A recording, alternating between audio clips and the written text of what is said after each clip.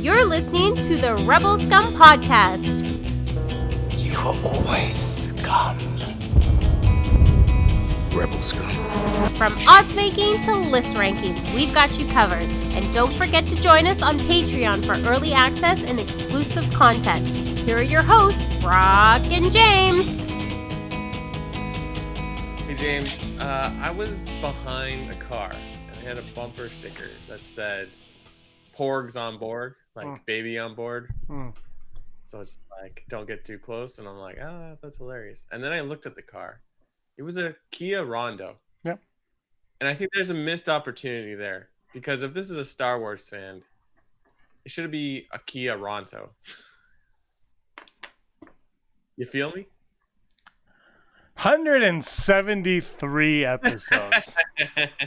And your jokes are... I'm Brock. I'm Brock. I'm James. And this is the Rebel Scum podcast where we bring you all the Star Wars. Oh, we got magic shirts. Oh, do we? No. Actually, I was wearing that. Well, and you took too long. But it's still Ewok. I'm saying like they're Ewok shirts. It's still Ewoks, yes. I know it's not the same shirt. I'm not blind. Up until an hour ago, I was wearing that shirt. Can I ask you a personal question? Yeah. What size shirt? This is an XL. Yours is a medium. No. But you could get away with a smaller size now. Let's be real. I'm not sure yet. I haven't. Go for a small, Brock. Don't. I agree with you. I definitely have gone down a size, but I can't go to a store and try shirts on. True. I really am a large now. I've gained some weight, but I've been in like this like weird like medium large for like 2 years now, and I could get away with a medium. But there's every once in a while you grab one, you're like, well, this is made for a really small. It's like an 80s medium, like because the 80s everybody was a medium and it was a lot smaller. But yeah, I saw a picture of us from 5 years ago, around there, and you and I were a lot more hefty back then. A lot more hefty. You've taken advantage of this COVID, and I'm just here drinking rosé. A little frosé you should have. I've heard this is rosé. Oh, pretty good. Not a lot going on in Star Wars land, but it's still talkative. Is that a word? Is it still talkative? Things are still happening. Did you watch Gallery today? Friday? Did you watch Gallery? I did. You reminded me to watch it. Yeah. And I thought it was really great. It was just a fun... It was like the finale, and it was fun. It was like, I thought it was a good way to just wrap it up. Yeah, exactly. And like, it wasn't just like, oh, and here's some filler. It was like, no, there's some cool stuff. Like, no, I'm not. I was gonna say one of my top 5 today is from this episode, but I will wait on it. But like, the attention to detail. Also, did it blow your mind when they showed Giancarlo Esposito actually holding the Darksaber? It did. And it actually looks like the Darksaber in real life. It blew my mind in a few ways. First of all, yes, that. It was just like, oh, what? It's like, there's not as much computer involved as I thought. But it blew my mind even more because Jon Favreau speaks to the animator. And then the animator goes, well, yeah, I'm working with John Knoll a lot on it. And Favreau's like, really? Like he's even like, what's going on with the technology? The series was, Favreau was like, well, I want to do a Star Wars show, and then Filoni got involved, and then I think for me, I think the coolest thing with this series is they let the Star Wars people do it. Like Doug Chiang and John Knoll and all that. Like these people that have been with Star Wars forever were involved, and I feel like because of that involvement and because it was a TV show and they had kind of time to work with it, because you're going to premiere with Disney Plus, what's that? So they had time to do it all. I think it allowed them to embrace the technology and take the technology and push it even more advanced than they wanted to. And because they were like, let's just do old school stuff, it's like we've been talking about this forever. Like putting Jabba the Hutt in a movie or whatever, it's complicated because it can't just be a pup. Like people will see past the puppet. Like we're gonna look at it and be like, no, it's a puppet. But they did the Blurgs and they did the Ugnaughts and they did IG, 88 and all that stuff, and they pushed it in a way where, and they talk about this a lot, where they made it look like what we were familiar with. Like the ATST in this episode, right, was massive, and they're like, they couldn't make it smooth. It had to still look like it did, but it needs to look like it's the year 2019, 2020. And I think about this all the time. Is I love hand-drawn animation, and I miss hand-drawn animation, like Disney movies and stuff like that. The problem is, and I got niece and nephew, they don't care. They want the computer stuff. They want the color, the images, the circular forms, and all that. The 3D aspect of it. That's what kids want, and that's fair. Like this is their world now. Selfishly, I want to go back to 2D. So you have to entice those kids, that mindset, and you can't do that with 1980 technology. You've got to amp it up, but you still have to make it appeal to me with that technology. Not me specifically, my age, my demographic. Or I'll make a YouTube video hating you and women. Yeah. Kathleen Kennedy said something great in this episode. What was that? I don't remember. But she actually had a really funny line. She goes, "Yeah, and he was like, this is like an after school club, and we're all doing this project." And she goes, "Yeah, and you all have rich parents." That's I really like the. She's like, "Yeah, you can't do this unless you've got a budget." That's what I think we all have to realize too when you talk about the volume, which they'll be doing with Obi-Wan Kenobi. Is as cool as it is and as how practical it could be, it's still a budget. Yeah. Oh yeah. I mean, it's you can say whatever you want, but like this is definitely like the way they did this show. It's just like whatever the money it took, it's like just thinking of the volume in general. It's just like they even said when they were like recreating the cantina, it was like it's about half of our stuff, and then the rest is just the volume. Like, oh my god, so insane. But I like the idea that like they took that cantina and just like fixed it up, because it never dawned on me that there was droids in the bar. Like I knew it was the same cantina, the Mos Eisley cantina, but like, oh yeah, droids aren't welcome there. It's like, oh, I love that little extra little dash of like, oh, it's changed here now because the Empire is not in charge or something along those lines. Yeah, I love that aspect of that. I picked up on that, but I did not pick up on R5. Oh no, I had no clue. Yeah, I didn't. I was like, oh my god, that's the best part. Now that's he's my favorite droid now. But the thing is, so I didn't notice it. So I'm actually going to go back and watch that episode. But I didn't notice. But I think it was more like he's that type of droid. I didn't think it was the exact droid, right? Like it's that type of droid.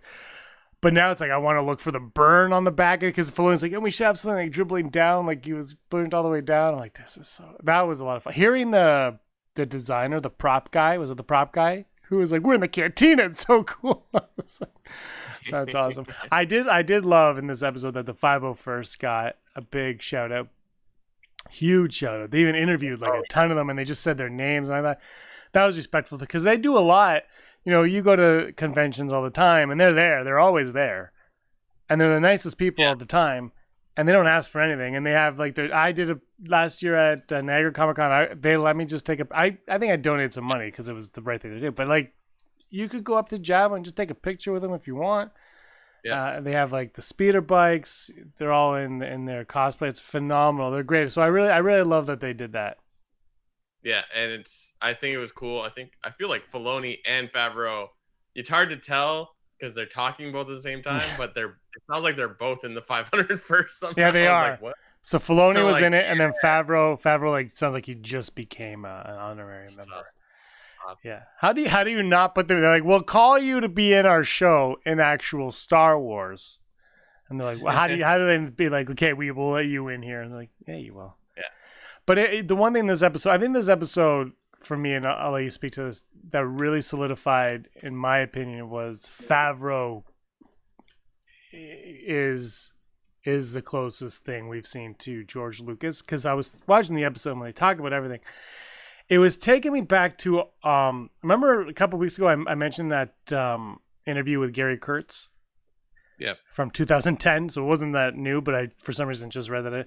And he was talking about how they tried to get the rights to Flash Gordon, but they couldn't because it was too expensive. So they just did Star Wars. And I was watching this episode of Gallery, and I for some reason I thought of that interview. The interview clicked in my head when Favreau was talking, and I said, you know what this is? This is George Lucas getting the rights to Flash Gordon. That's what this was to me. I'm like, this is Favreau got the rights to his Flash Gordon. And now he's playing with the toys in the toy box. And I was like, this is what it is. So maybe there's an alternate universe right now where Favreau doesn't get to do the Mandalorian and he makes his own Mandalorian now. Who knows? But I'm pretty happy with what we're getting. But that was the thing that came to me. And I was like, maybe Favreau is the mindset of George Lucas closer than we gave him credit to. Mm-hmm. Yeah, I also love the thing they said where it's like having your brother's toys and you can't get nice stuff. So here's Boba Fett colored in silver, but like that's a great metaphor because it's sort of like Lucas where he had to make his own idea happen in a sense. You know, I think there's a lot more to it, but like he was like, this is what I want to do. The only way I can achieve it is by doing it by my own means. So it's like Favreau's the same idea. Like he's developed a new technology. And then also it's like, we don't have to have the main characters to still be interesting as long as they fall into that Star Wars style. If you just become George, I guess. Well, I think you could definitely argue that Filoni, I mean, he was George Lucas's Padawan for so long. So I don't think there's any debate. If I would have said Filoni's the next, George Lucas, nobody would argue that. But I think this one opened my eyes more to, not that I hadn't before, because I've always been on board with Favreau, but this one I was like, this is him if he got Flash Gordon. This is someone who loves and appreciates everything. Yeah, like Filoni definitely is more George Lucas, but like you don't get Filoni to this point till you have a Favreau behind it, right? Because Filoni's been around for a long time and done great things, but like now this is like, oh. And Filoni was trained in the Jedi arts. Exactly. And Favreau is just like Ray. Favreau is Ray. He just kind of was like, I just got this. And it turns out he's the son of the creator of Flash Gordon. Can you imagine?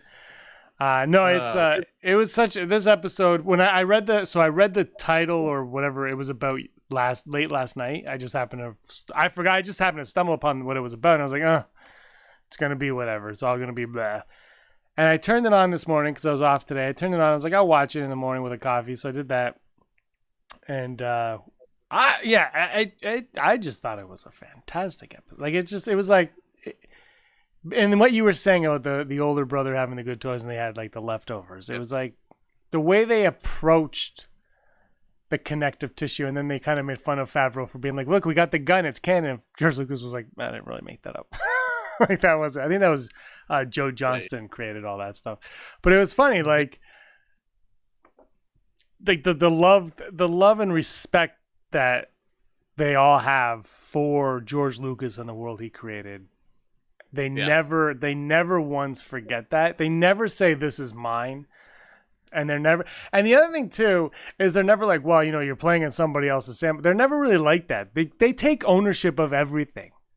Yeah. And maybe because it turned out so well, it's easier for them to do that. But I think they were shooting this while they were in post-production. So it was still kind of like whatever. But they take ownership of every single aspect that they do.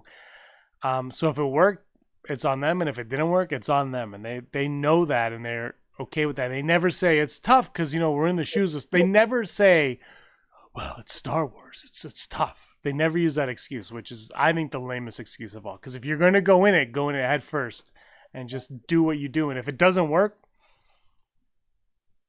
it didn't work. Yeah. Yeah, exactly. Oh, great show. I almost want to rewatch that whole documentary. But anyways, we're in today's odds. Is that what we do next? Never tell me the odds. We have one more thing to talk about. Are you in a rush? Oh, what's this? It's your birthday weekend. What time do you work at? I don't work. I don't work till next week. All right, well, I'm just going to sit here and wait a bit. Okay. Wait, one more thing to talk about. There's a rumor that it might be a TV shared universe, a streaming Star Wars streamed universe. First of all, this doesn't surprise me. But do you think Obi-Wan Kenobi can connect to The Mandalorian or some other shows that they're doing on there, or is that going to be separate from their shared universe? I don't think it can connect to The Mandalorian, but I think there's ways. I think we've talked about this before. Like, perhaps we have Ahsoka in Obi-Wan, and then also appear in, or I wasn't. I think I said, because we were talking about Ahsoka, is like if she got a show, it's like perhaps we could do a young Ahsoka show, and then, or I can't remember how I flipped. I was like two shows existing somewhat at the same time, so it's like maybe a character is old in one and young in the others to show if it's over a jump over a time. I don't know if you can do that with Mandalorian, right? So I guess it would be the other way around. Like, obviously it's going to be old Ahsoka. So I'm all for it. Don't forget. But then also, The Mandalorian has flashbacks in the first season. Now those flashbacks conclude. Yeah.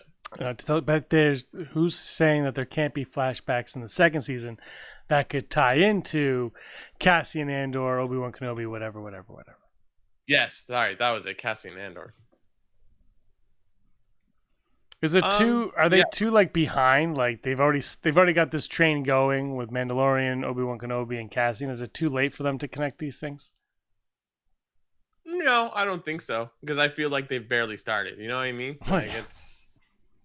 Like it's not like Mandalorian comes out and then 20 years later a new show comes out. Like hopefully, I mean obviously delayed because of COVID, but like hopefully we have a new show of some sort. Like a whole new title in the next year and a half, right? Hopefully, I don't know. They haven't really shot anything, right? The only thing up next is Mandalorian 2, right? Or season 2. Well, they're using the volume for Obi-Wan. Sorry? They're using the volume for Obi-Wan. Perfect. So I guess they're shooting that soon. That's great. But then, sorry, did you say a cinematic TV? A TV shared universe, so I guess everything will connect together, which is what I thought they were going to do with the spin-off films. I thought the spin-off films were all going to connect together. Like, not crazy, but I thought, because originally there was that rumor of Solo being at the end of Rogue One or whatever. Like, I thought they would have little, not big threads, but little threads kind of seeping through and through and through. And I feel like, in Rogue One, wouldn't it have been cool if where's Rogue One? It's just something from Solo was in Rogue One, and then you're like, oh, there's a connective tissue. And then you have Maul in Rogue One, then Maul would move on to... That's what I thought they were going to do in these standalones. They did not, obviously, because I thought that the saga films would be the saga films, and these other ones would all have a little thread that pieced them all together. I don't know. They don't seem to do well with. I mean, you can argue every Star Wars movie somehow connects in some way, but I get what you're saying. Like a main character being in this and that, or a storyline weaving through. But the one thing Star Wars doesn't seem to get right now is having multiple mindsets on things. Now, Mandalorian has proven it wrong, but that's because Favreau's in charge.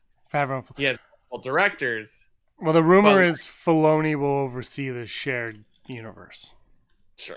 Perfect. He's exactly who needs to do it. But you know what I mean? Like, it's just the new saga films are like kind of all over the place, and then also Rogue One's a different director. Well, look at all, like pretty much all of these movies have had some kind of weird like mix up of who's in charge. So that definitely needs to be figured out if they want to achieve it. Can they achieve it? Of course, because it's like, again, Mandalorian. When in doubt, just think Mandalorian. You're just like, you're fine. You will be fine. Here's a hypothetical for you, and I know you like the last Jedi, and a lot of people do, and this is not against the Last Jedi, but where do you think Star Wars is today if J.J. Abrams does all 3 sequel trilogy films?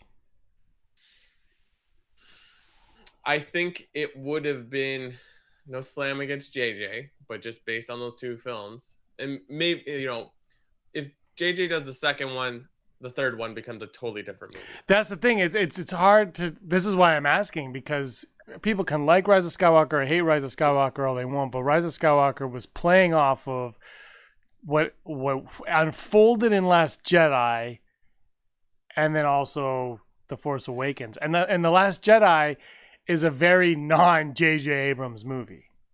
Yeah. So it like, and I'm just saying, it also divided the fan base. Yeah. And so I think the ninth film would probably be regarded very differently by everybody, because the second film would be a completely different animal. Yeah. Well, here's the thing though. Like JJ made some interesting characters that we were hoping to get more and more about. And you know what? I don't even feel like we got enough. I think we have a general idea of who Kylo and Rey are, but I don't feel like we have any. Like when people say, "Oh, they started with Finn and then they dropped him," I'm like, "Yeah, true," but they did that with kind of all the characters, in my opinion. But that's a really generalized. See, I think Rian Johnson was really only interested in Rey and Kylo. Yeah, and a little bit of Luke, but I don't think he was very interested in Finn. Poe, I thought he was okay with Poe. This isn't a knock. I'm just saying the movie. When you watch the movie, it's very much Rey and Kylo. Whereas, but the thing I will say is, yes, J.J. Abrams gave us very interesting characters, but I didn't think The Force Awakens was. I'm trying to use my words carefully here. No, I know. What I was going to say is that Force Awakens doesn't challenge anything. No, yes. Last Jedi is challenges things. Yes. Like, I think JJ can make a good movie. I think he can make a good love letter film to his favorite directors. Like, look at what is it? A Super 8. Super 8's great, and Force Awakens is good as a movie, but it doesn't make you get. Force Awakens is a donut. We had more Star Wars. If that, I don't know if that's where you. I call Force Awakens a donut. Yeah, so like it's delicious to look at. It's sort of. Yeah. But it's empty calories. Yeah, exactly. It's still good, and it's like a good jump off point, but then like it kind of go like they decide to make new directors for each one, and it's just like I don't know. See, I would say you know what it is? Yeah, go on. You can have different directors, but you have to have one person write the script. That's what it has to be. So I would say not so much write the script, but I know you're going like oversee it all. Like Favreau didn't write all 8 episodes of The Mandalorian, but every episode feels like it belongs as part of the same show. And I think that's what was missing in the sequel trilogy for a lot of people was the connect. It's just this connective tissue where you're like, okay, and then you're like, okay, and then what? Like Holdo, I love the Holdo maneuver and I like the character a lot, but Holdo should have been somewhere in The Force Awakens. Yep. Somewhere. Absolutely. Didn't have to be a character, but Holdo should have been. And I think if you have one person in charge of it, you look at it and you go, okay. And I said this, I think, last week, where like I wish Rian Johnson didn't turn down episode 9. I don't know what that would have meant for anything, but if he didn't turn down episode 9, then we would see. I want like his, and if he gets a trilogy, maybe we'll get it, but I don't know if that's going to happen. But his mindset was somewhere, and it was somewhere different from J.J. Abrams. Mm-hmm. I've had the Never Tell Me the Odds graphic up for a long time. No, I'm not going to, because you're trying to get out of this. Never Tell Me the Odds is brought to us by Patreon. Are you wearing that shirt out tonight? No, I wear Star Wars for our podcast. I'm just wondering. I don't have the paper. Are you going to a vegan place tonight? No, I am going to go in my pool because I've been waiting all day to do this podcast. All right, no, I am not letting you in your. Can I come? Yeah, sure. Because if I have COVID, I hope not. The pool would kill all of my germs. Yep. All right, I'm coming down. I'll see you in an hour and a half, 2 hours. Okay, brought to us by Patreon. Heidi Feder, Al Schuler, Barry Brophy, Dennis Allen, Mary Kristen Aton, Jeff Wilson, Phil Staniforth, Janet Rubio, Rachel Alford, Austin Scher, Scott D, Andy Higgins, Josh Price, Mason Hope, Matt W. Rez, Rural Farm Boy, Frank Perkins, Sooner, Thrawn, Neil Lowry, D. Raven, Spencer, Gleek Play, One Automated Joy, Disney, Desi, Charlotte, Kayla Davis, Aaron Quinton, Jericho, Kane, Girls with Sabras, and the Den of Nerds. What's the odds today? I have watched Sonic the Hedgehog 3 times in the last week. And I've watched Ninja Turtles twice. Last night I watched Ad Astra with Bradley Pitt.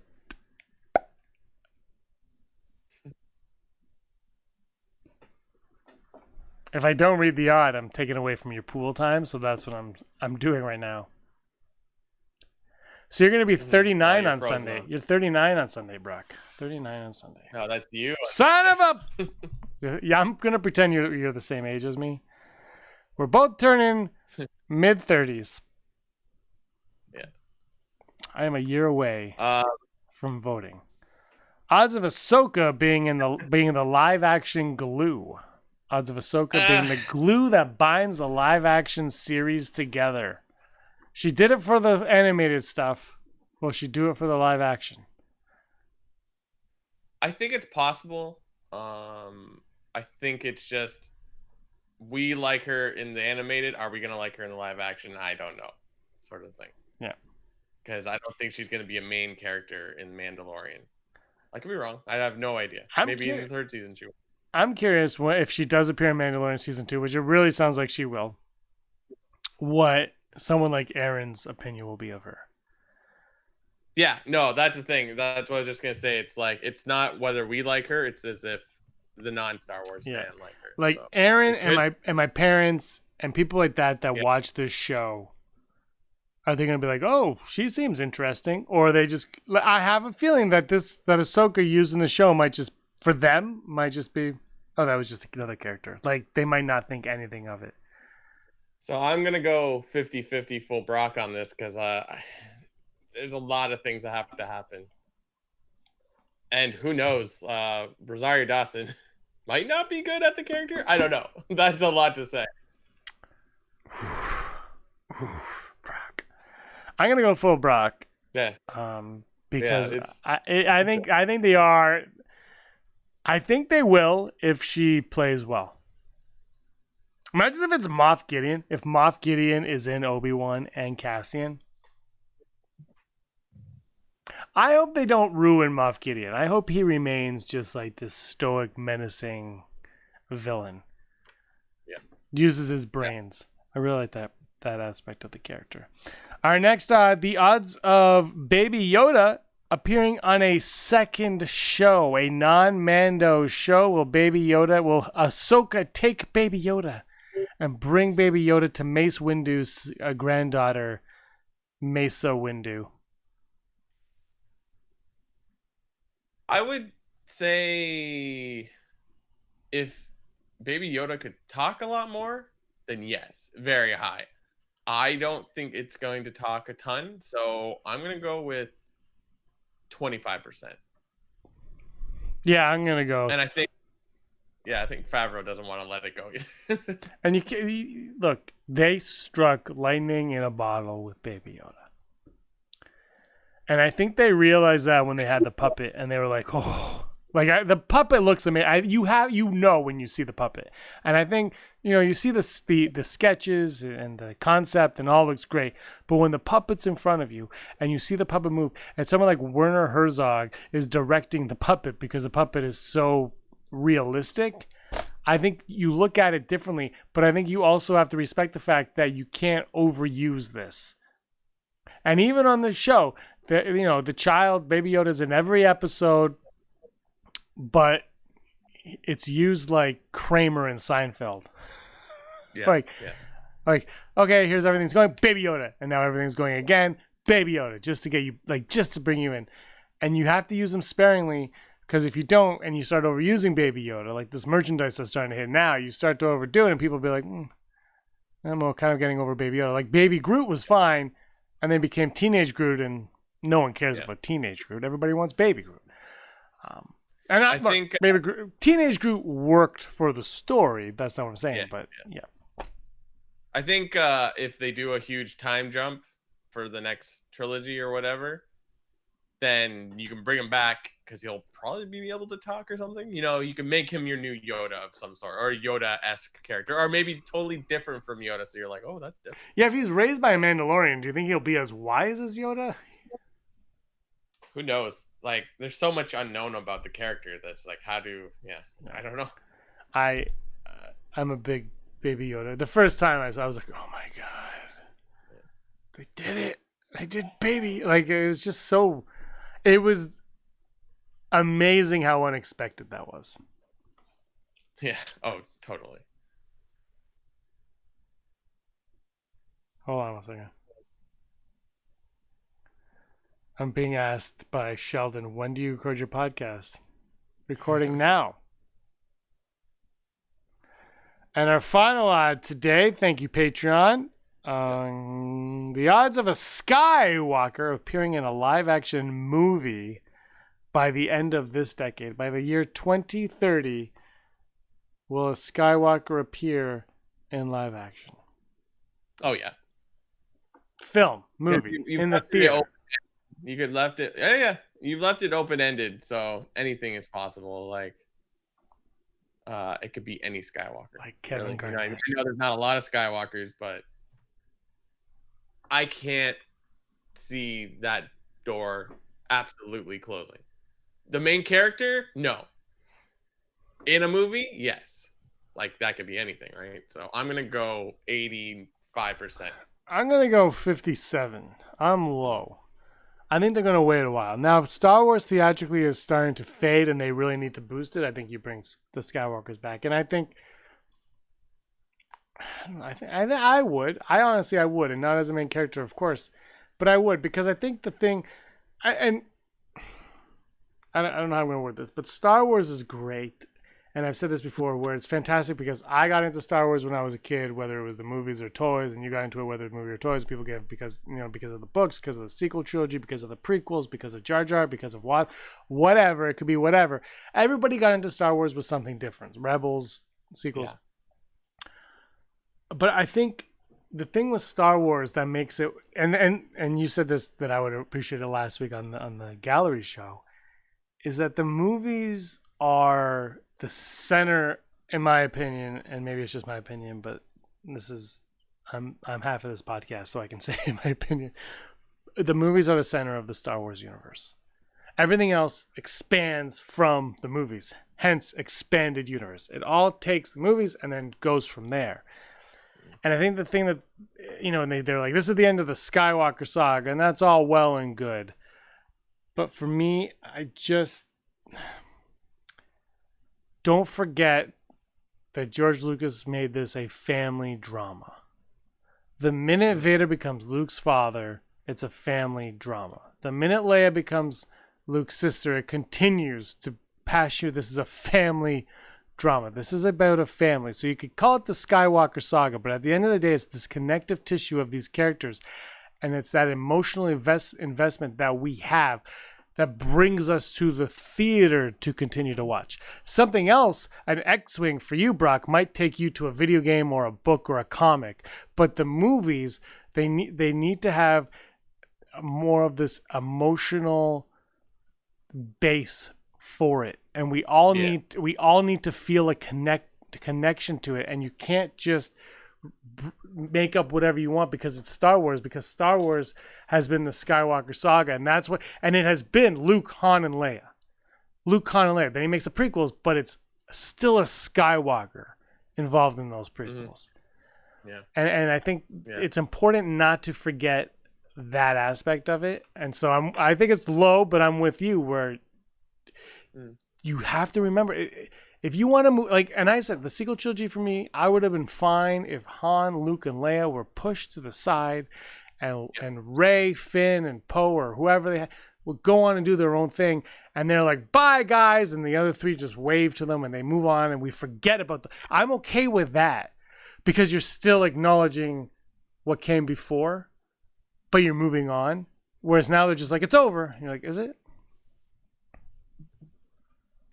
I don't know, man.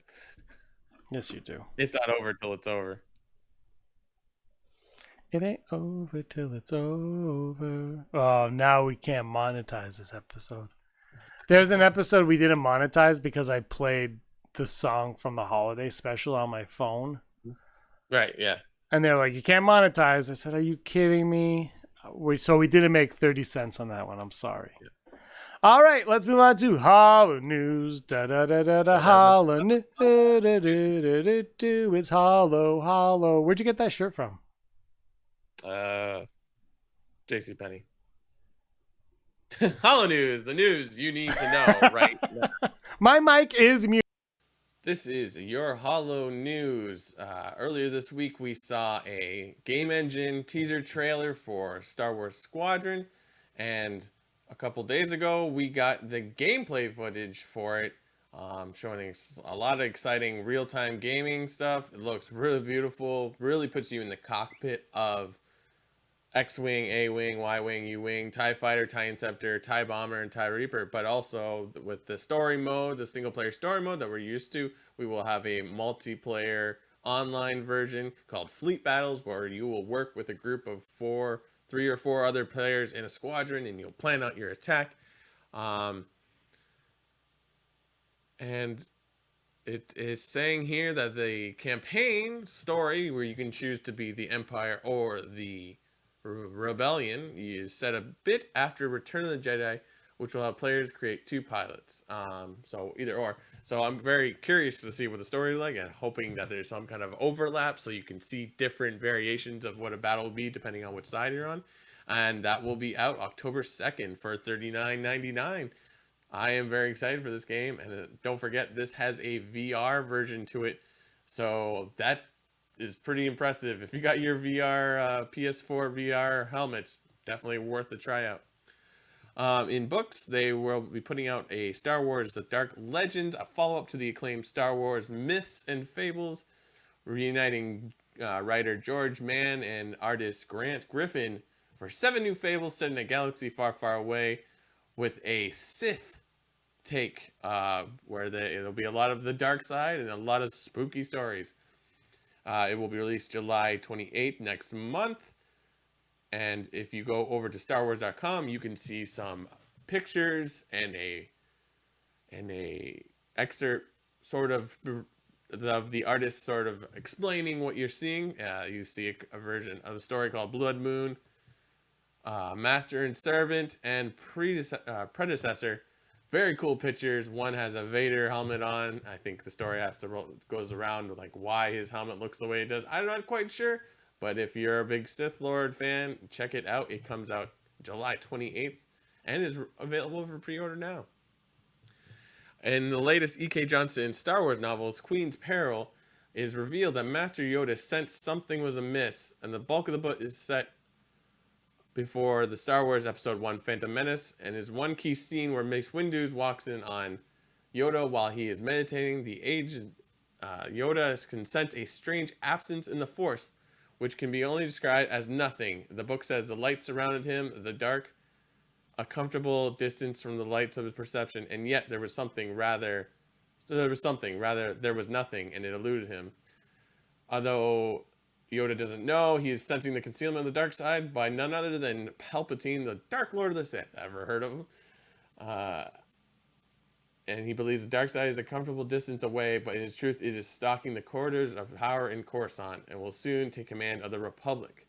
So if you want to learn more, check out that book. That is exciting. Wow.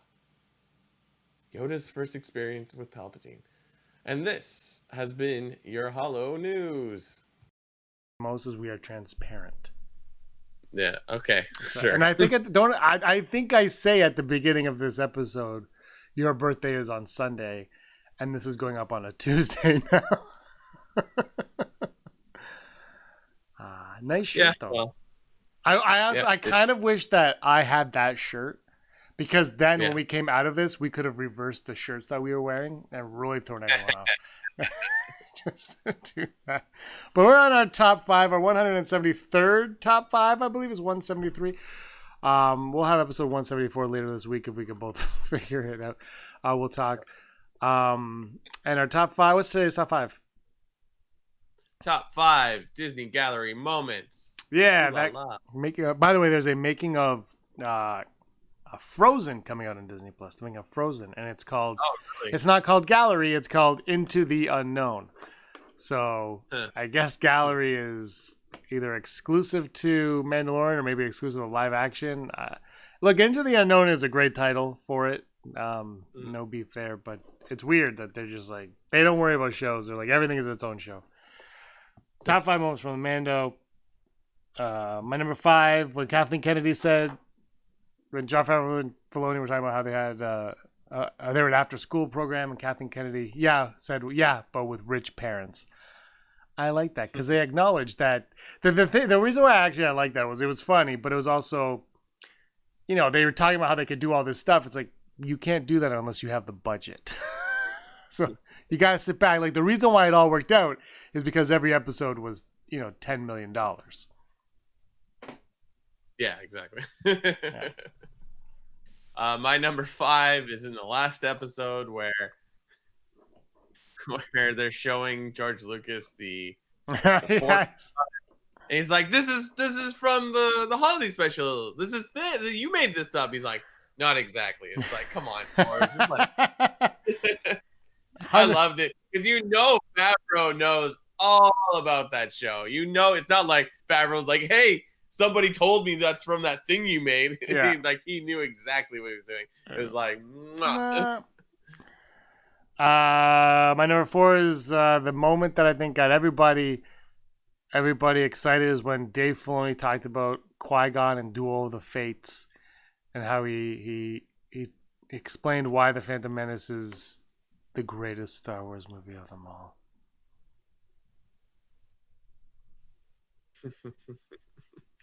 My number 4 is when Bryce Dallas Howard says Kathleen Kennedy says a good Star Wars character always has a silhouette, so that even if you can't see their face, you know who they are. That's a good one. My number 3 is when the composer says, "Well, I bought this recorder and I stayed in my room and I played a song." I was like, "A recorder? I learned hot cross buns, 3 blind mice." Yeah. I didn't know you could do more than that on a recorder. And he's like, "Whoa, whoa, whoa, whoa." I was like, "What?" And then he cuts and he's on the piano and fantastic stuff. My number 3 is the same because I knew of Ludwig Göransson. I first heard of him on Community. I'm pretty sure he did some of their musical stuff. Like he wasn't the main guy, but he was there. But then that's how he met Donald Glover, as you see in the documentary, and works with him with Childish Gambino, a bunch of things. And that guy's name is sort of like everywhere, but he's not. I don't know. Like I don't think enough people talk. He was roommates with Ryan Coogler in college. Yeah. That's he becomes cooler and cooler the more you learn. Screw both of you guys. How that is just like God or the gods or the Force being like come together. Like it's like this match made in heaven, and it's and I think they both probably owe a lot of everything to each other. So that was kind of I didn't know that until I watched the show. That was cool. Yeah. No, fantastic. There's a lot. I get excited about the music because I'm like, yeah, okay, cool. And I think the music in that show was perfect because it wasn't Star Wars, but you knew it was part of Star Wars, and it fit perfectly. Whereas I think Rogue One and I think Solo had really good music, but I think both of those ones they were kind of like, oh, we're Star Wars. Like they're it's really tough, right? And I think it's gonna be tough for whoever does the next movie. To figure out the music. I think that's the hardest part of Star Wars because you have that iconic score. If you don't use it, why aren't you using it? But if you do use it, you're just rehashing that iconic score. My number 2 is the Silhouettes line by Bryce Dallas Howard. It's like, Kathleen Kennedy said it. But it's so simple, but it's so honest. And actually, I'm holding up I was cleaning out some stuff, so I have this Thor mystery box thing. Rob gave me this. But the thing is, you think about it, like Thor is similar, right? Like you would know if this was a silhouette, you would know. So there's characters, and I think it's like iconic characters you always know based on the silhouette. Yeah. My number 2 is going to be the volume. It's insane. Like the technology is crazy, and it's going to change everything. Like it's exciting to look at. You're like, wow. It's like this is what it was like when the people watched the train going into the tunnel all those years ago. I'm like, Yeah, wow. that's my number 1. My number 1 is. Or sorry, did you do number 2? Yeah, I did. It's your turn. Yeah. My number 1 is anything Dave Filoni says in the entire.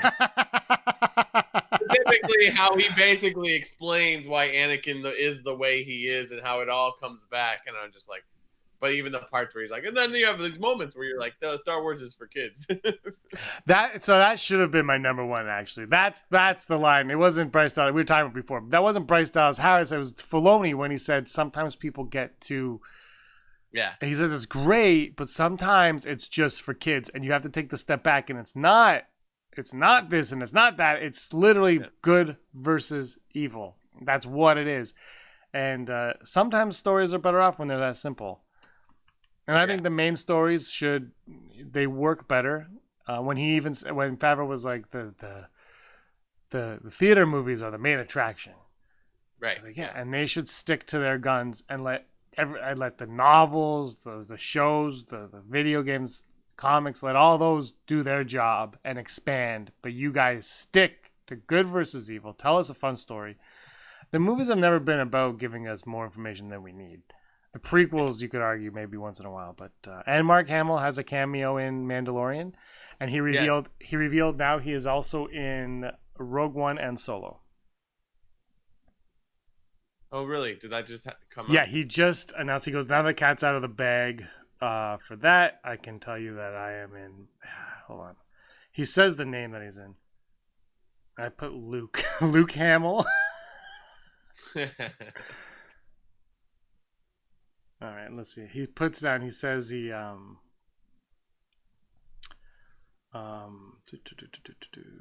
a second. He goes, look for the name. Patrick Williams. Look for parts played by Patrick Williams. So he says, thanks to Matthew Wood for using me in Rogue One, Solo, and the sequels. So I do have lines in episode 7. Hint, look for parts played by Patrick Williams. I think it's episode 7 lines. They revealed them, but I can't remember what they were. So he's now breaking. He's been in every Star Wars movie except for the prequels. Do you think Warwick Davis is pissed that he's doing this now? It's like, hi, that was my thing. No, I think. We've seen Warwick Davis. We don't know him, but we know him. I think he's kind of like when we were at the thing. And I know you're like freaking out, and then he goes, "Lindsay," right in front of you. I have that video I've seen. I think no, because he still gets asked. Like he played Wicked again with his son. He can't complain. He can't complain. That's kind of the coolest thing ever.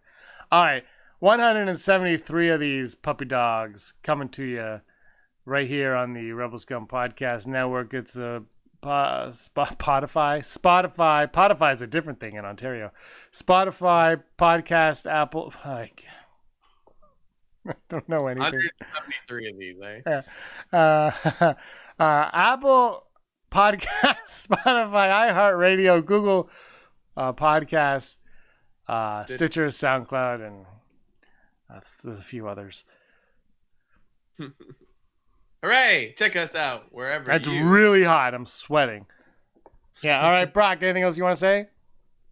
No. Happy birthday, James. Happy birthday, Brock. And you know what? I say that from the bottom of my heart because you were always scum. Rebel Scum. Hey scumbags, thanks for watching. Don't forget to give us a thumbs up on our video. As always, please subscribe to our YouTube channel, Rebel Scum Podcast, for all the latest videos.